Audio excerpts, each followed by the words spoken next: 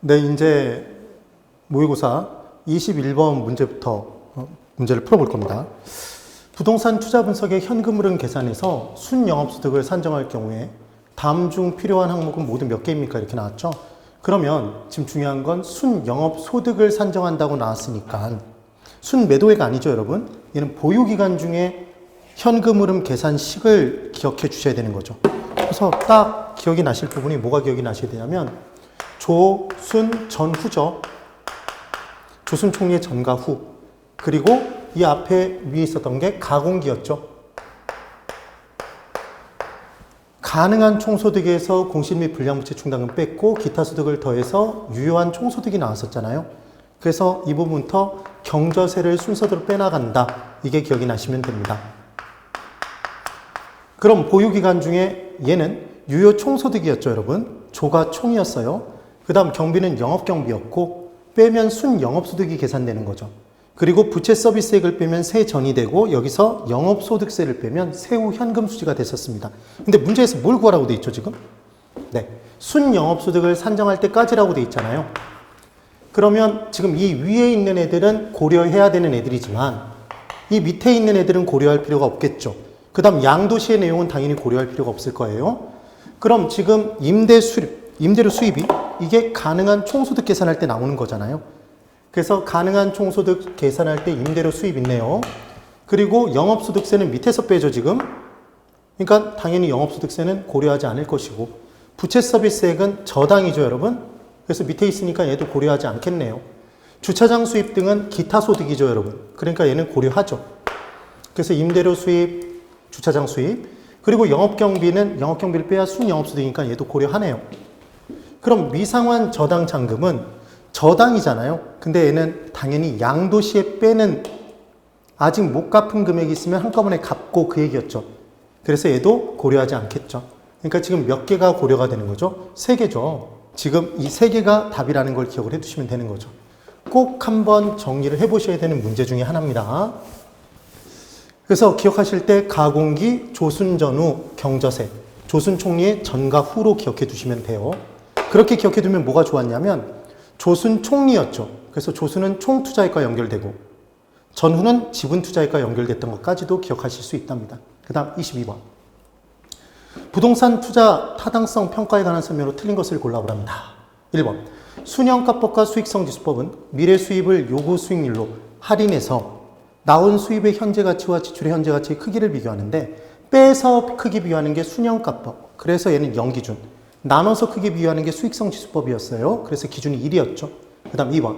내부 수익률이란 해당 투자한 내부에 존재하는 수익률로 투자로부터 기대되는 현금 유입의 현재 가치와 지출의 현재 가치의 크기를 같게 만들어주는 할인율이었어요. 그러면 수입의 현가와 지출의 현가가 같으면 나눈 건 당연히 1과 같겠네요. 그럼 순영가는 0과 같겠죠. 얘를 1을 0으로 바꾸거나 순영가를 1이 된다라고 이렇게 함정을 팔 수 있다는 거 기억해 두시면 됩니다. 그래서 3번. 순영가는 화폐 시간 가치를 고려한다. 할인 현금 수지 분석법이니까 기억해 두시면 되고. 4번. 동일한 투자의 경우에 내부 수익률이 요구 수익률보다 작으면 지금 내부 수익률이 요구 수익률보다 작죠? 그럼 이 투자를 할까요? 안 하죠. 내부에 존재하는 수익률이 더 작으니까. 그럼 당연히 수입의 현재 가치가 지출의 현재 가치보다 작아요. 그래서 순영가도 0보다 작은 거죠, 지금. 근데 순영가는 반드시 0보다 크다 그랬으니까 지금 4번이 틀렸네요. 그 다음 5번에 수익성 지수는 화폐 시간 가치를 고려한다. 할인했잖아요. 할인했다 그러면 화폐 시간 가치 고려한 겁니다. 그래서 할인연금 수지분석법 3가지가 있었죠. 할인은 순수 내 마음대로 요구한다. 그래서 순수내. 순영가법, 수익성지수법, 내부수익률법.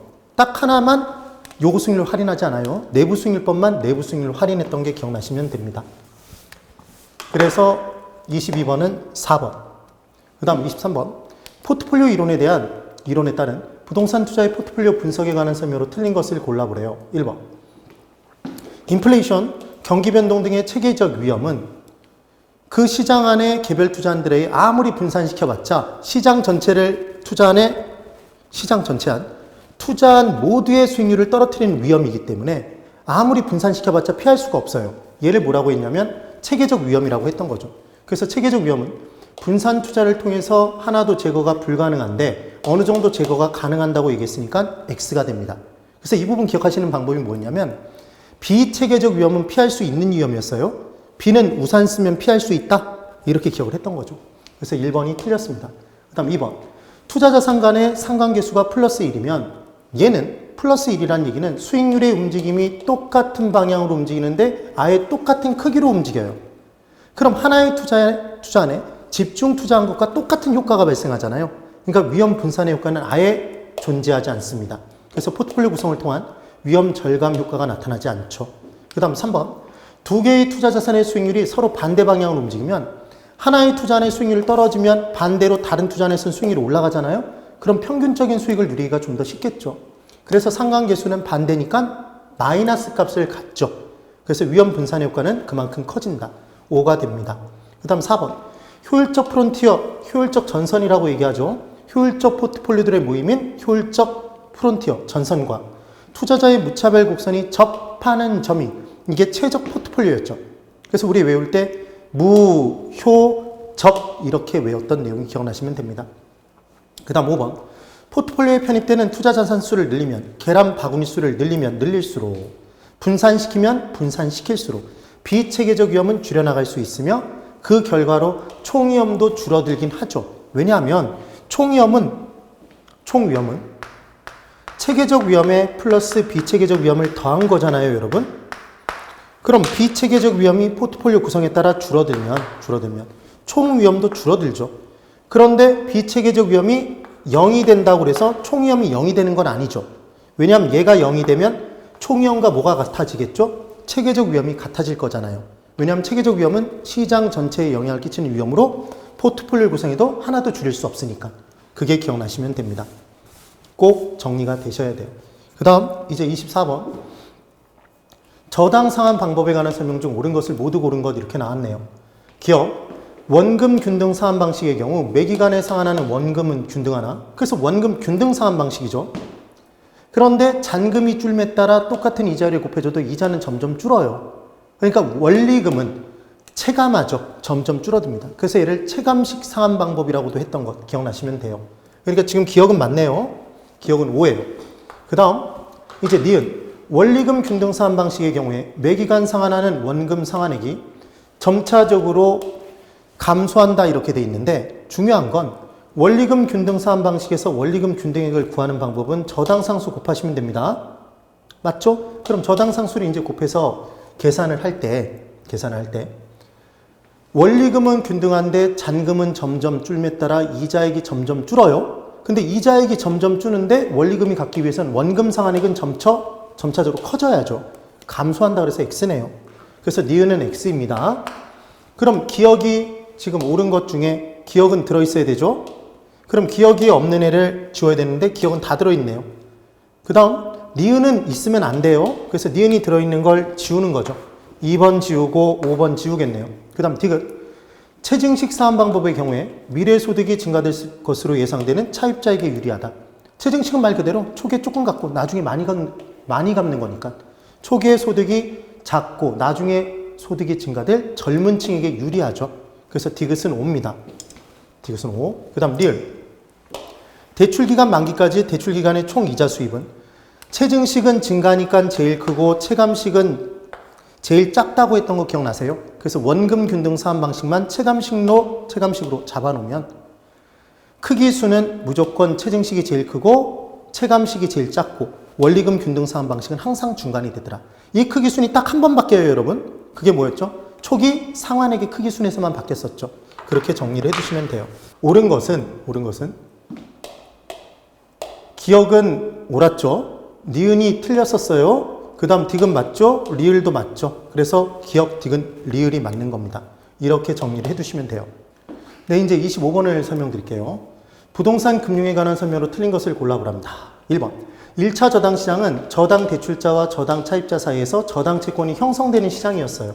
그래서 1차적으로 만들고 2차적으로 사고 팔죠. 그래서 만들어진 저당 채권이 사고 팔아지는 시장. 그래서 HF공사가 사고 그 HF공사가 사서 주택 저당 채권을 가지고 담보부 증권을 발행하는 시장. 그게 2차 저당 시장이었죠. 그래서 1번 5, 2번. 시장 이자율이 대출 약정 이자율보다 낮아지면 지금 현재 시장에서 빌릴 수 있는 돈의 이자율이 낮아진 거잖아요. 그럼 시장에서 싸게 빌려서 비싸게 빌린 돈을 갚겠네요. 기존 대출금을 조기 상환하는 것이 유리하겠네요. 3번. 자금 조달 방법 중 부동산 투자회사 리츠와 조인트 벤처는 부채 금융에 해당한다 이렇게 돼 있어요. 그럼 이 부분을 우리가 암기 방법으로 어떻게 기억했었냐면 MM으로 기억했던 방법이 이거였던 거죠, 여러분. 기억나시나 보세요. 항상 지주편을 드는 건 네 신조였다 이렇게 기억을 했었어요. 그래서 지분금융은 주식, 펀드, 리츠, 신디케이트, 조인트 벤처였죠. 이렇게 기억을 해주시면 끝나는 거예요. 그래서 지금 리츠와 조인트 벤처는 지분금융이지 부채금융이 아닙니다. 지금 3번이 틀린 거죠. 그 다음 4번. 한국주택금융공사 HF공사는 주택저당채권 M 모기지를 기초로 하여 주택저당증권을 발행하고 있다. 이때 유형이 지분형과 채권형과 섞은 혼합형, 혼합형 잘게 썰어서 여러 개의 계층으로 엮은 게 다계층 채권, CMO 기억하시면 돼요. 그 다음 5번. 프로젝트 파이낸싱의 차입자는 부의 금융의 효과를 통해서 지금 차입자가 분명히 돈을 빌려서 쓰고 있지만 사업 자체가 돈을 빌린 것으로 돼 있기 때문에 특수 목적회사 SPC 하나를 설립해서 그 회사 명의로 자금을 빌린다고 그랬죠, 여러분. 그럼 이때 차입자, 사업주, 장부에는 그 빌린 돈이 기재가 안 돼요. 그래서 장부 바깥에서 빌린 돈의 효과가 있는 거죠.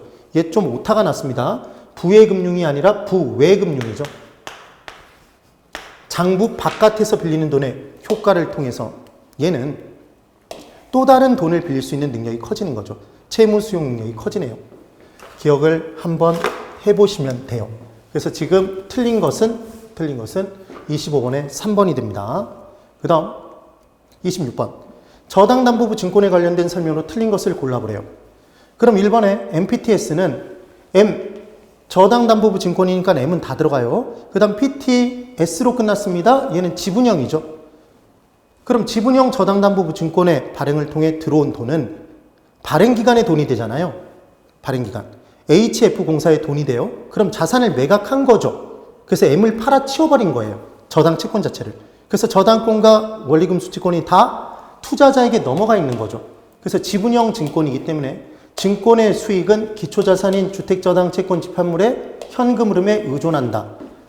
그래서 모저당에서 들어오는 수익을 다 누구에게 전달해준다? 계좌 이체시켜준다? 투자자에게. 지금 그 얘기인 거죠. 그래서 이체증권이라고도 했던 게 기억나시면 돼요. 그 다음 2번. MBB는 콜 방어가 불가능하다 이렇게 돼 있죠. 콜 방어가 뭐였냐면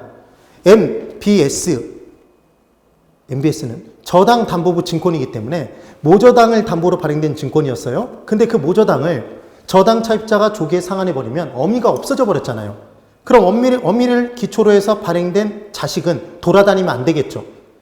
그래서 발행기관이 모저당의 조기 상환을 이유로 저당 담보부 증권을 산 투자자에게 그 저당 담보의 회수를 요청하는 것, 불러들이는 거죠. 근데 자동차의 경우에는 고쳐서 다시 돌려주니까 리콜인데 얘는 불러들이면 끝이에요.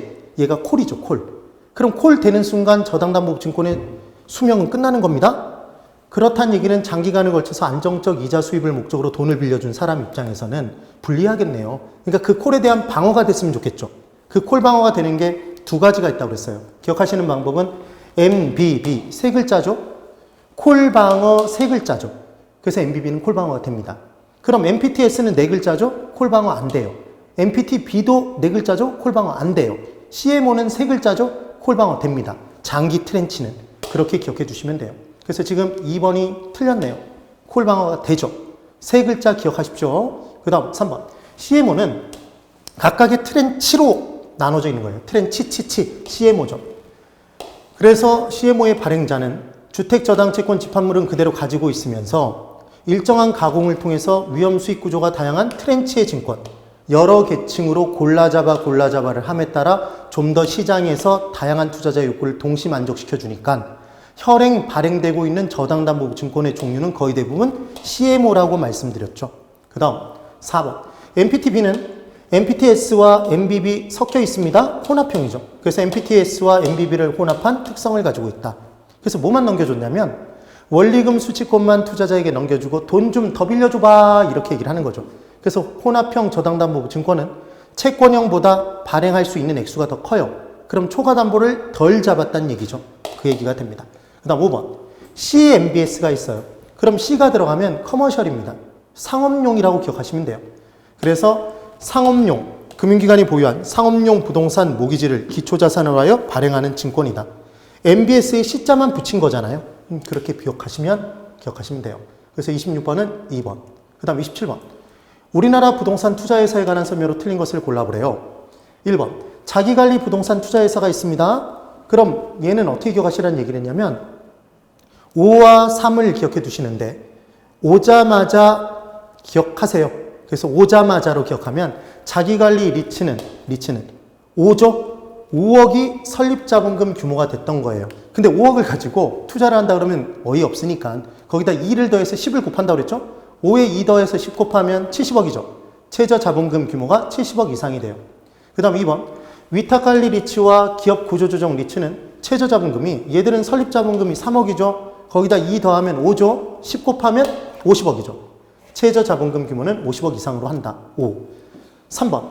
공인중개사로서 해당 분야에 5년 이상 종사한 사람은 부동산 투자의 전문가겠죠, 여러분. 그래서 리츠의 전문 인력으로 근무할 수 있어요. 그래서 자기관리 부동산 투자회사의 자산운용 전문 인력이 될 수 있다.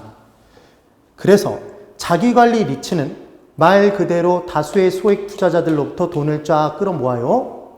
그래서 그 돈을 스스로 관리하죠. 그럼 스스로 투자하기 위해서는 상시 근무하는 임직원이 있어야 되겠네요. 자산 전문 인력도 있어야 되겠죠. 지구는 누가 지키죠? 독수리 오형제가. 그럼 자산은 몇 인이 지켜요, 여러분? 5인 이상이. 그래서 자산 관리 인력은, 전문 인력이 5인 이상이 필요해요. 그때 경력은 몇 년이 있어야 되냐면 5년이 있어야 됩니다. 근데 석사 학위를 받은 사람들이 있을 수 있어요. 자산 전문 운영 인력 중에. 그럼 석사가 보통 2년이죠, 여러분. 그럼 2년 빼주겠네요. 그럼 그때는 3년이 돼요, 3년. 주의를 해두세요. 기억해 두시면 됩니다. 그 다음, 그래서 지금 3번 맞고 4번. 위탁관리 부동산 투자회사는 돈 모아서 말 그대로 자산관리 회사에 위탁해요. 그럼 얘는 실체 회사가 아닙니다. 명목상의 회사였고, 페이퍼 컴퍼니. 그러니까 상시 근무하는 임종은 없었어요. 지점도 설치하지 않았죠. 직원 내규 필요 없었죠. 근데 본점 이외의 지점을 설치할 수 있다 그랬으니까 4번이 틀렸네요. 정말 중요하게 다루는 문제 중에 하나예요. 그 다음 5번. 부동산 투자회사는 현물 출자에 의한 설립이 불가능하다 돼 있죠. 그래서 설립 시에는 현금으로 투자해야 돼요.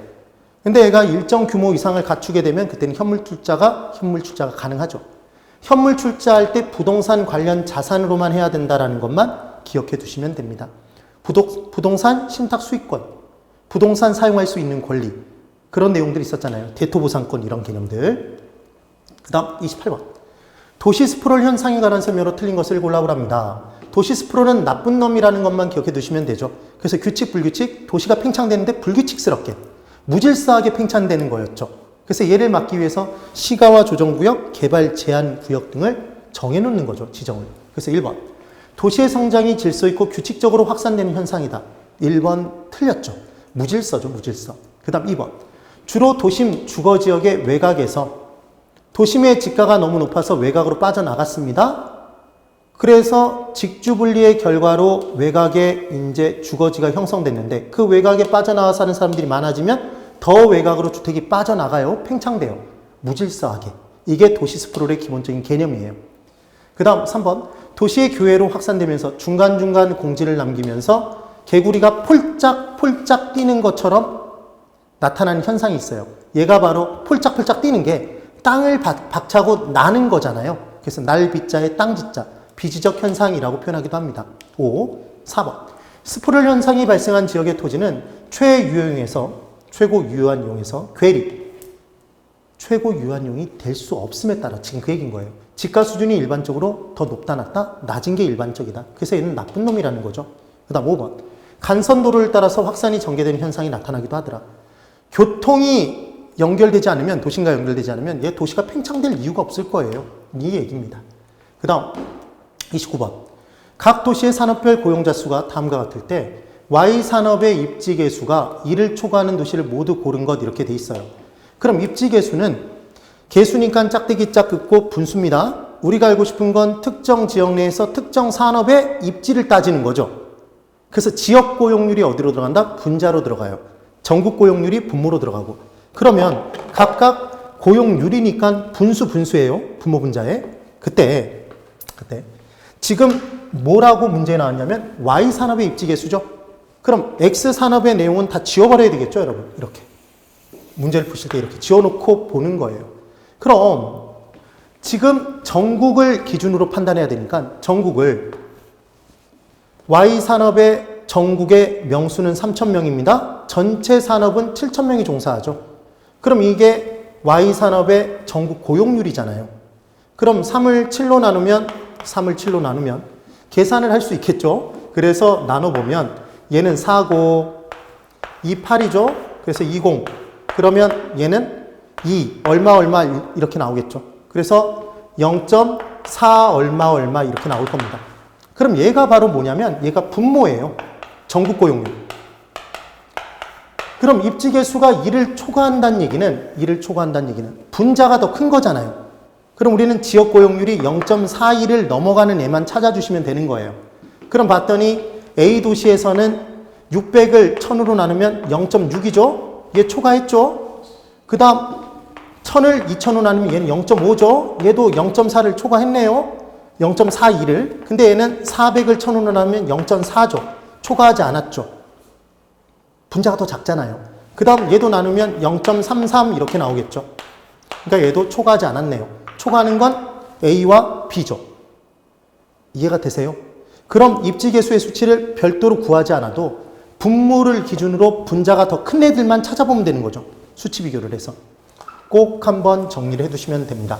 입지계수 계산 문제도 사실상 그렇게까지 어렵진 않아요. 몇 번만 반복해 주시기 바래요. 하실 수 있습니다. 그 다음 이제 30번 문제.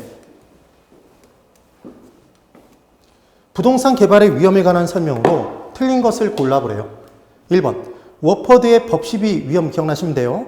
법으로 시비가 가려지지 않으면 원한다, 전쟁 난다 이렇게 기억했죠. 그래서 워퍼드는 부동산 개발 위험을 법 시비 위험으로 구분하고 있다. 맞네요. 이 중에 제일 큰 위험이 시장 위험이죠. 안 팔리면 망하니까. 그 다음 2번 부동산 개발 사업의 추진에 많은 시간이 소요되므로 개발 사업 기간 동안 다양한 시장 위험에 노출된다. 그래서 적절한 관리 등이 필요하겠죠. 그 다음 3번 부동산 개발 사업의 진행 과정에서 행정의 변화에 의한 사업 인허가 지연 위험은 시행사 또는 시공사가 스스로 관리할 수 있을까요? 없죠. 행정 변화인데 정부가 하는 일을 시행사, 시공사가 어떻게 관리를 하겠어요? 이거 관리를 하면 불법이 오고 간다는 얘기잖아요. 그래서 3번이 틀린 답이 됩니다. 그 다음 4번 법률 위험을 최소화시키기 위해서는, 그러니까 내가 개발을 하려고 했을 때 그때 공법상의 규제가 있었을 거예요. 그 공법상 규제 범위 내에서 얼마만큼의 수익을 예상하고 있었는데 그때 법률이 만약에 바뀌어버리면 예상했던 수익을 누릴 수 없을 거 아니에요. 이런 게 법률적 위험이에요. 그럼 법률 위험을 최소화하는 방안은 아예 이용계획이 확정된 토지를 구입하면 되겠죠. 그런데 이용계획이 확정된 토지는 쌀까요? 비쌀까요? 비싸다라는 단점이 존재할 수 있다. 지금 그 얘기입니다. 그 다음 5번 예측하기 어려운 시장의 불확실성은 부동산 개발 사업에 영향을 주는 시장 위험 요인이 된다. 네, 그래서 얘를 줄이기 위한 노력을 하는 거죠. 그래서 주의하실 건 지금의 이 시장 위험, 부동산 개발론에서 나오는 시장 위험은 시장 분석 등을 통해서 어느 정도 줄일 수 있어요. 그런데 아까 포트폴리오 이론에서 나오는 건 분산 투자를 통해서 피할 수 있는 위험이냐 없느냐를 따진 거잖아요. 그래서 체계적 위험, 그때의 시장 위험은 포트폴리오 구성을 통해서 피할 수 없다고 얘기했던 거죠. 주의를 해주셔야 돼요. 다른 겁니다, 지금. 그 다음 31번 다음에서 설명하는 민간 투자 사업 방식 이렇게 나왔어요. 사회 간접 자본시설, 도로, 학교 등을 확충하는 방안. 민간이 먼저 짓죠, 여러분. 이게 순서였습니다. 짓는 게 빈가요, 여러분? 빌드. 짓는 거죠. 예, 짓답니다. 그 다음 이전하다가 있죠. 이전하다. 그럼 이전하다 부분은 트랜스퍼. 그래서 T인데 얘를 구분하시는 방법은 뭐냐면 민간 건설업체가 도로를 만들어준 다음에 정부에게 만약에 귀속, 이전을 시킨다면 그냥 조용히 넘길까요? 티 내면서 이전시킬까요? 티 내면서 이전시키겠죠. 이렇게 기억하시면 쉽다는 거예요. 그 다음 운영하는 건 얘는 오퍼레이트가 됩니다. 그래서 운영은 오퍼레이트인데 기억하시는 방법 어떻게 기억할까요? 5죠? 이렇게 기억해 주시면 된다는 거예요. 그 다음 임대하는 건 우리가 너무나 집에서 많이 하는 리스죠. 리스. 그래서 L입니다. 이것만 안 헷갈리시면 돼요. 그럼 이 순서대로 한번 들어가 볼게요. 지금 시설의 준공과 함께, 자, 시설의 준공과 함께래요. B죠, 여러분. B.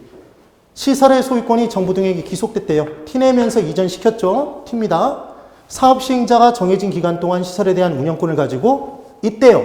여기서 5로 멈춰 쓰시면 틀리는 거예요. 지금 뭐라고 했죠? 임대료를 받는다고 그랬죠.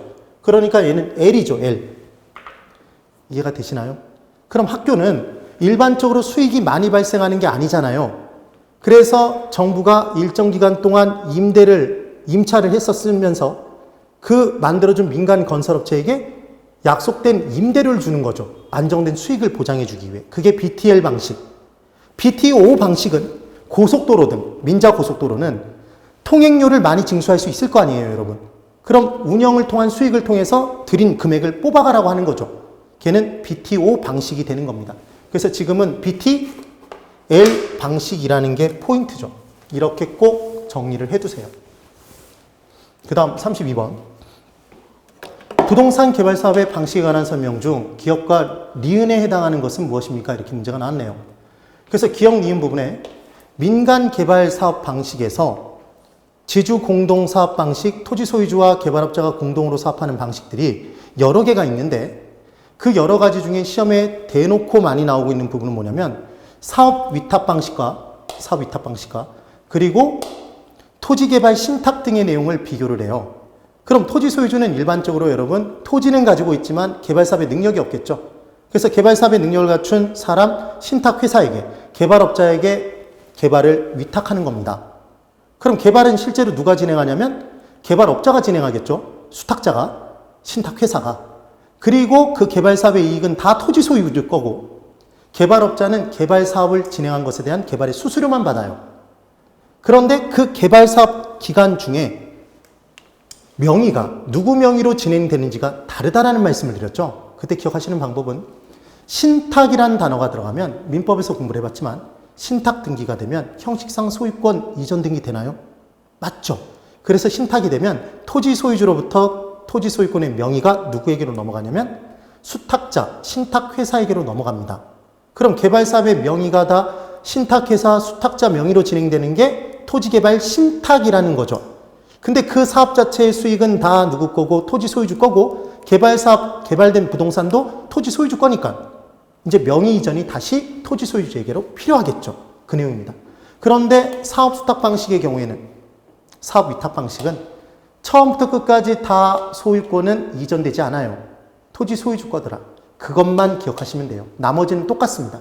그래서 기억.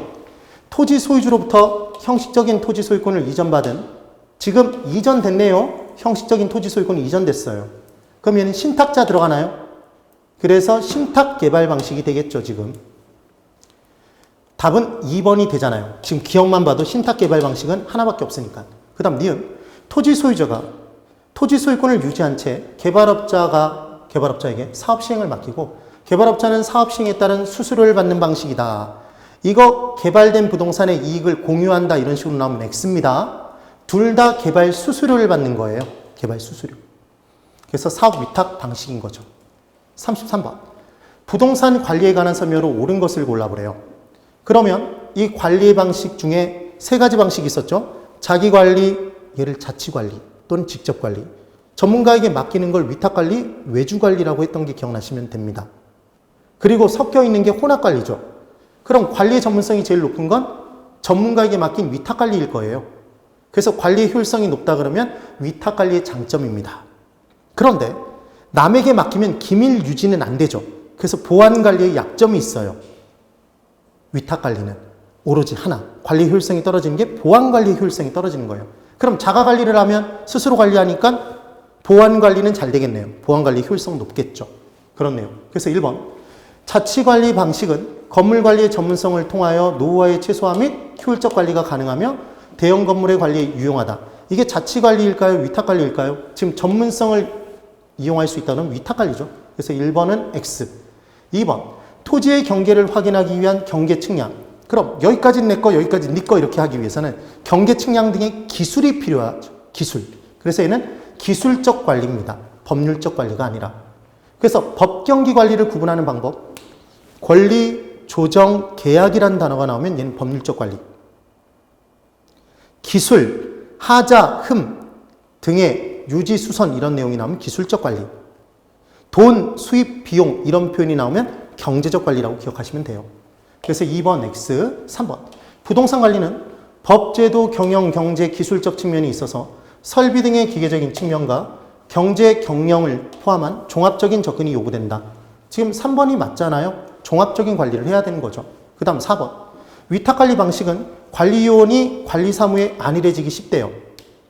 여러분, 자기가 직접 관리하면 인력관리도 잘 못하겠죠. 그럼 관리요원이 관리사무에 안일해지기 쉽겠죠. 그리고 관리 전문성이 결여되는 겁니다. 얘는 자기관리 방식의 단점인 거죠. 위탁관리가 아니라. 만약에 전문가에게 위탁을 해놨는데 그 요원이 관리사무에 안일해져요. 잘라버리면 되는 거죠. 근데 본인은 본인을 자르기가 힘들잖아요. 그 내용이에요. 그 다음 5번. 혼합관리 방식은 필요한 부분만 선별해서 법경기 관리 중에 일반적으로 건축 기술이 발달됨에 따라 등 하나도 스스로 갈기 어렵죠. 그래서 기술적 관리를 일반적으로 전문가에게 맡기고 법률적 경제적 관리를 스스로 하네요. 이게 보통의 혼합관리입니다. 그럼 필요한 부분만 선별해서 위탁하기 때문에 만약에 문제가 발생하면 섞여 있으니까 누가 잘못했는지 찾기가 좀 애매한 부분이 있어요. 그래서 책임 소재가 분명해지는 장점이 아니라 불분명해지는 단점이 존재하네요. 섞여 있으니까. 그래서 틀렸다는 것. 그 다음 34번. 부동산 마케팅 포피 믹스, 마케팅 믹스가 있었습니다. 그래서 얘를 우리가 어떻게 기억했었냐면 재판가요 이렇게 기억했던 거 기억이 나셔야 돼요. 어떻게 기억했었냐면 시장 선거에 점유율이 그래서 시장 점유 마케팅이었죠. 세 표 차면 인정 못하는 사람이 재판을 제기해서 재판가요 이렇게 했던 거죠. 재판가요. 그러면 세분화 전략, 표적 시장 선점 전략, 차별화 전략. 이게 바로 STP였죠. 그 다음 재판가요, 제품, 판매 촉진, 가격, 유통. 기억하시면 됩니다. 그때 중요한 건 우리는 실제로 부동산의 유통을 공인중개사 사무소를 통해서 하잖아요.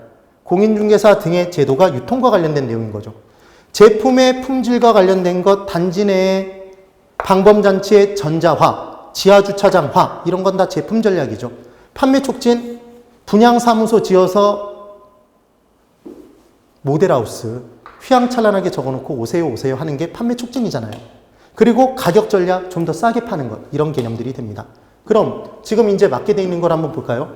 부동산 마케팅에 연결이 오른 것. 기업, 아파트 출입구에 전자방범 시설을 설치했대요. 그럼 얘는 제품과 관련된 내용이죠? 맞죠? 그 다음 니은, 시장 분석을 통한 적정 분양가를 책정했대요. 가격이죠, 가격. 그럼 제품과 가격으로 돼 있는 건 1번과 4번이네요. 5번, 지금 디귿, 부동산 중개업소 적극 활용. 중개업소를 통해서 유통되죠, 유통. 얘 유통이네요. 그러니까 지금 유통 경로. 그 다음 리을, 주택 청약 대상자 경품 추첨으로 가전제품 제공한대요. 판매 촉진이죠. 답은 4번이 됩니다.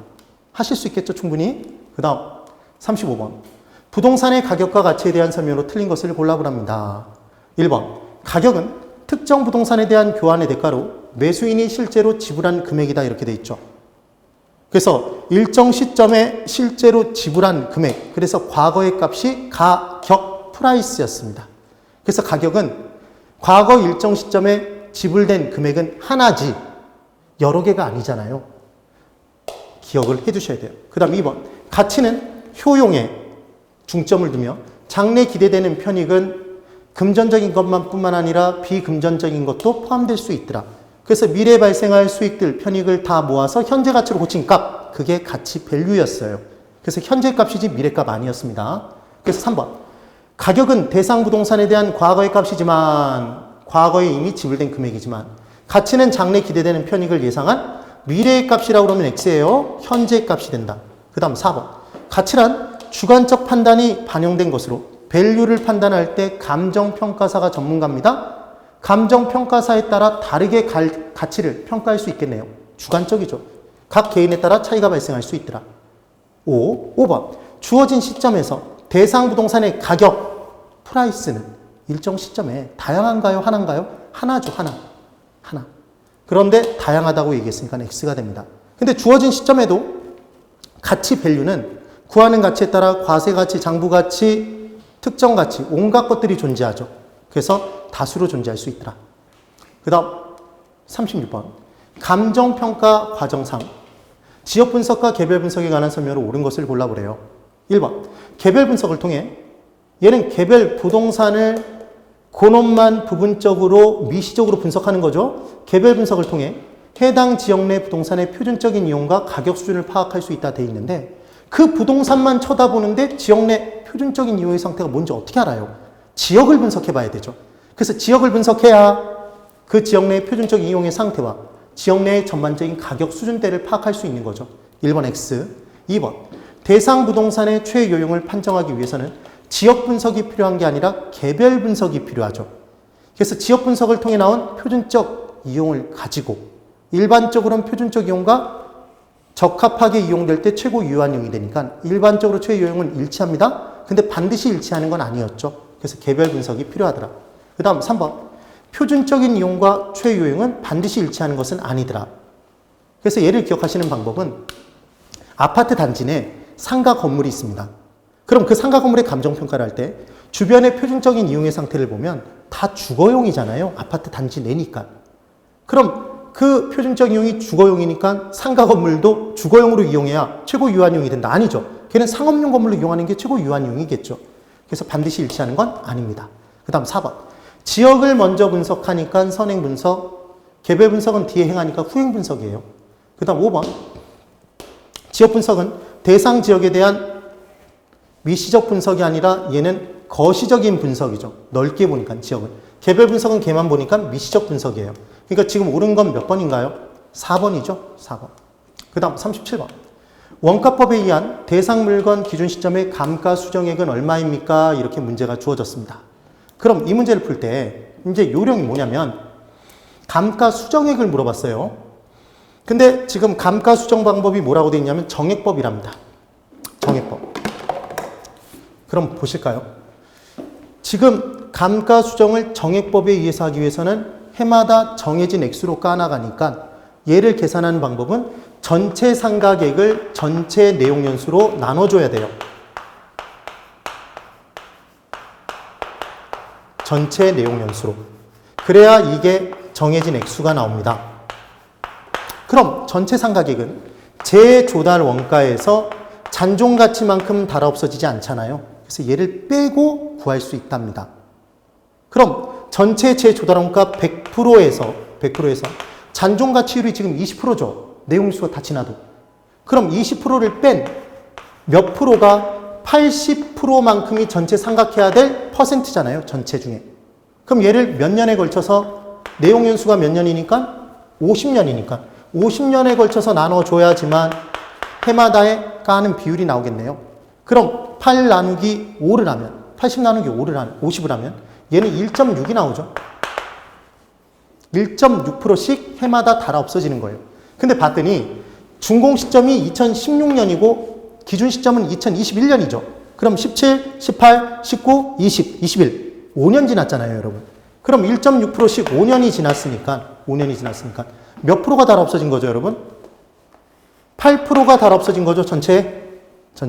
그럼 전체 금액이 얼마예요, 여러분? 재조달원가 5억이잖아요. 그럼 5를 곱해버리면 얼마가 나오죠? 8 곱하기 5는 4죠. 4로 끝난 건 지금 몇 번? 5번밖에 없지 않습니까? 그 답은 5번이 되겠죠. 되시죠? 얘는 꼭 푸는 방법 기억해 두셔야 돼요. 그래서 퍼센트로 구해주시면 이 부분의 계산을 좀 더 손쉽게 할 수 있다는 거죠. 그러니까 실제로 이 문제가 주어지면 이렇게 푼다는 얘기예요. 100%에서 20 빼야 되네. 80, 80으로 50으로 나누면 1.6. 1.6에 몇 년? 5년 지났으니까 8%, 전체 중에 8%. 전체 5억에 8을 곱하면 되는 거죠. 4. 충분히 연습만 하면 이게 1분 안에 분명히 푸실 수 있습니다. 절대로 포기하시면 안 되는 계산 문제 중에 하나예요. 그 다음 38번. 다음 자료를 활용하여 공시지가 기준법으로 평가한 대상 토지의 가액은 얼마입니까? 이렇게 문제를 줬네요. 그럼 얘는 비교 방식에 의해서 토지 가격을 구하는 공시지가 기준법이에요. 첫 번째, 공시지가 기준법은 시부터 시작하죠. 시점 수정부터 시작하지 사정 보정 안 해요. 왜냐하면 표준지 자체에 사정이 개입되어 있을 리가 없으니까. 중요한 포인트입니다. 근데 거래 사례 비교법에서는 사정 보정하죠. 사시찌개. 기억이 되셔야 됩니다. 그러면 이제 공시지가 기준법에서는 대상 토지의 가격을 정하기 위해서는 대상 토지와 비교할 수 있는 표준지를 먼저 결정하는 게 제일 중요한 포인트예요. 그럼 대상 토지와 똑같은 걸 찾아야 될 거잖아요. 기본적인 용도, 지역, 지구가 똑같은 걸 찾아야 됩니다. 그러면 소재지는 A시, B고, C동, 100이고 100번지 일반 상업지역 상업용이래요. 여기서 포인트는 일반 상업지역 상업용이죠. 근데 기준 시점이 2021년 3월 28일이랍니다. 3월 28일이래요. 그럼 감정평가를 하는 시점은 2021년 3월 28일인데 표준지 공시지가는 2021년 1월 1일 기준으로 공시가 돼 있대요.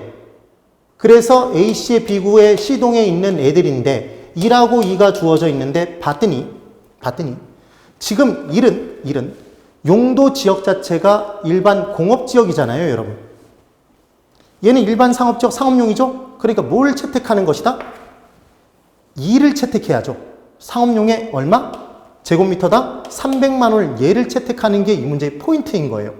그러니까 지금 이 둘을 고를 수 있느냐를 준 거죠. 고르는 방법 간단하다. 지금 주어져 있는 것 똑같은 걸 찾으시면 되진 거죠. 얘는 다르니까 지워버렸다. 지금 그 얘기입니다. 그리고 집값 변동률을 봤더니 공업지역 4% 상승했다고 그랬는데 공업지역 볼 필요 없죠? 상업지역이니까. 상업지역은 5% 상승이에요. 1월 1일부터 3월 28일까지 5%가 상승했대요. 지금 문제 줬잖아요. 그럼 105%가 된 거죠, 여러분? 그럼 105%는 곱하기 1.05의 1승이죠? 그 기간 중에 5% 상승했다고 그랬으니까. 그럼 여기다가 이제 또 뭔가를 적용해 줘야 되는데 봤더니 지역 요인은 표준지와 대상 토지가 인근 지역에 위치해서 지역이 동일하대요. 그럼 지역 요인 비교치 없습니다. 개별 요인 비교치를 봤더니 대상 토지는 표준지 기호 1, 2에 비해 가로 조건에서 10% 열세야 돼요. 대상 토지가. 그럼 대상 토지가 10% 열세하면 90%인 거죠, 여러분. 100에서 10을 빼면. 그럼 얘는 0.9를 곱하겠네요. 그럼 저는 계산기를 두들길 때 300만 원 공 6개 안 두들깁니다. 3 곱하기 1.05 곱하기 0.9 이렇게 딱 두들기고 말겠죠. 그러면 이제 얘를 두들겼을 때 답이 몇 번이 나오냐면 수치가 2835가 나와요. 그래서 답은 3번이 된다라는 거. 이런 식으로 문제를 푸시면 됩니다.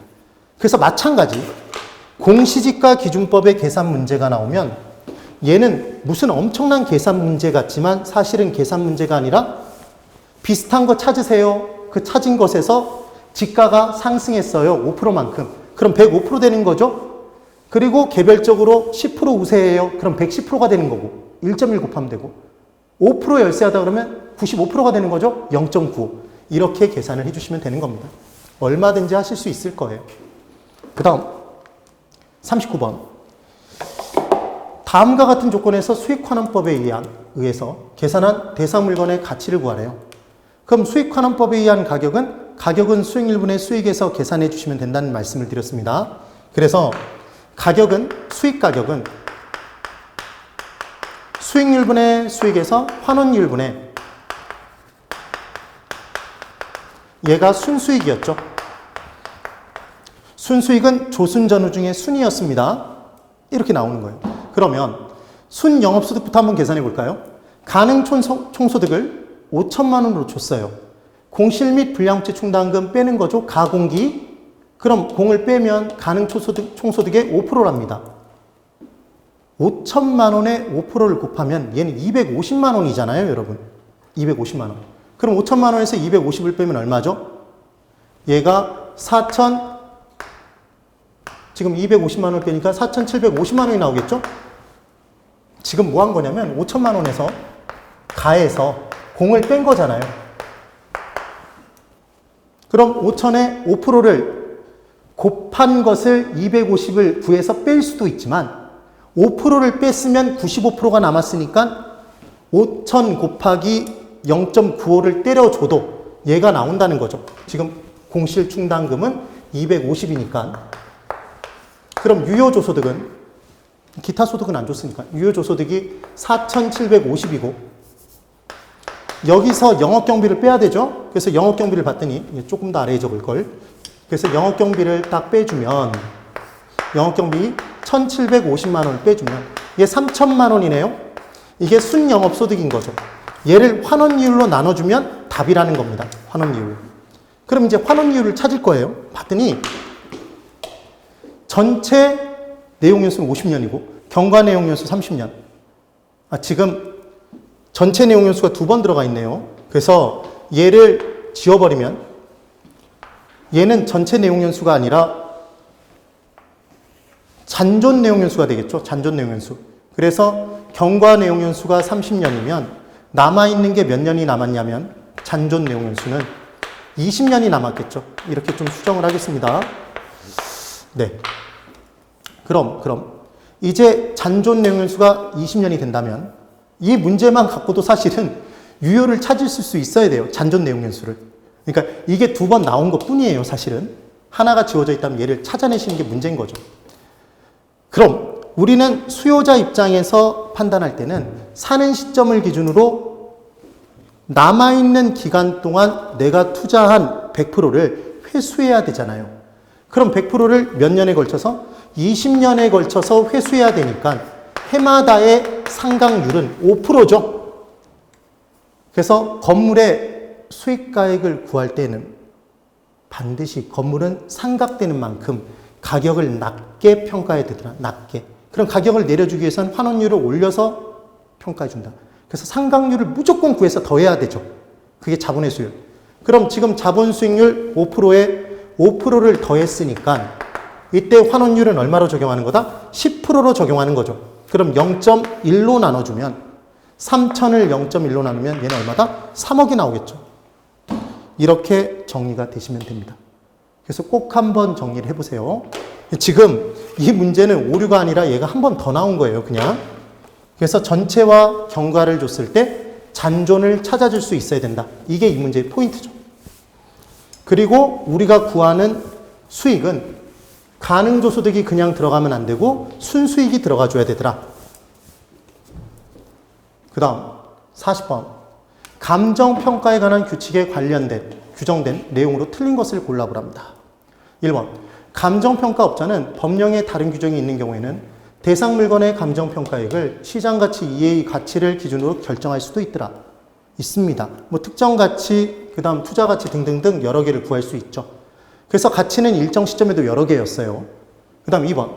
감정평가업자는 법령에 다른 규정이 있는 경우에는 기준 시점의 가치 형성 요인 등을 실제와 다르게 가정하거나 특수한 경우로 한정하는 조건, 감정평가 조건을 붙여서 감정평가할 수도 있더라.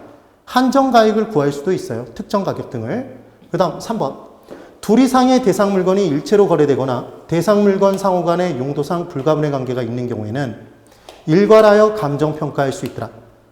한꺼번에 사용 또는 거래가 돼요. 그럼 일괄평가하면은 얘는 일거양득 기억나시면 돼요. 과거 소원은 일거양득이 기억나시면 됩니다. 우리의 과거의 소원은 일거양득인 거예요. 통일이 아니라. 그래서 과수원은 거래사례비교법, 소경목림은 원가법. 일괄평가를 할 때는 거래사례비교법에 의한다는 걸 좀 기억해 두시면 되죠. 그 다음 4번. 하나의 대상 물건이라도 가치를 달리하는 부분은 이를 구분하여 감정평가할 수도 있습니다. 이게 구분평가. 그 다음 5번. 기준 시점은 감정평가의 기준이 되는 시점이에요. 그럼 감정평가사는 신기가 든 사람이 아니기 때문에 당연히 가격조사를 통해서 그 조사된 자료를 가지고 분석해서 가치를 구할 거잖아요. 맞죠? 그럼 당연히 기준 시점은 가격조사가 완료된 날짜에 조사된 자료를 가지고 평가한 금액이니까 가격조사를 완료한 날짜지 게시한 날짜가 아니죠. 이게 틀렸네요. 그래서 다만 기준 시점을 미리 정하였을 때에는 그 날짜에 가격 조사가 가능한 경우에 한해서 기준 시점을 할 수 있다. 과거로 돌아가서 소급 평가할 때 그 자료가 충분할 때만 기준 시점으로 사용할 수도 있다. 지금 그 얘기죠. 게시한 날짜가 아니라 가격 조사가 완료된 날 조사된 자료를 가지고 평가한 가격, 이렇게 기억을 해두시는 겁니다. 그래서 5번이 틀렸죠. 이렇게 정리를 해두시면 돼요. 그래서 이번에 1회 모의고사는 실제 시험에 충분히 나올 수 있는 내용들을 가지고 답으로 체크되는 부분을 조금만 눈에 더 잘 보이게 제가 만들어 드린 거예요. 근데 첫 번째 모의고사임에도 불구하고 계산 문제를 좀 많이 내드렸죠. 숫자가 우리 시험에 나오는 8개에서 10문제 사이에 나오는데 거의 비슷한 문제를 냈습니다. 그래서 지금 모의고사 연습이 안 되신 분들은 점수가 좀 낮으실 수 있어요. 근데 전반적인 내용들이 이해가, 제가 해설을 좀 자세히 해드렸어요. 이해가 되신다면 아무런 문제 없습니다. 쭉 달려가시면 돼요. 힘내시면 분명히 합격하시니까 꼭 지금처럼만 열심히 따라와 주시기 바랍니다. 네, 오늘 여기까지 진행하겠습니다. 대단히 수고 많으셨습니다.